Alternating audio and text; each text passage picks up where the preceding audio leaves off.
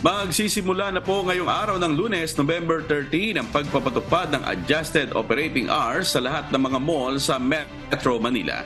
Nauna nang napagkasunduan ng Metropolitan Manila Development Authority o MMDA at mall operators na simula November 13, 2023 hanggang January 8, 2024 ay magiging 11 a.m. hanggang 11 p.m. na ang operating hours ng mga mall sa NCR. Layunin nito na maibsan ang inaasang lalong pagbigat ng trapiko ngayong nalalapit na ang holiday season. Bukod sa adjustment sa operating hours, ang lahat ng mall sale ay papayagan lamang tuwing weekend. Maging ang delivery ng mga produkto sa mga mall ay pinahihintulutan lamang sa gabi mula alas 11 ng gabi hanggang alas 5 ng umaga upang hindi na sumabay sa bulto ng traffic.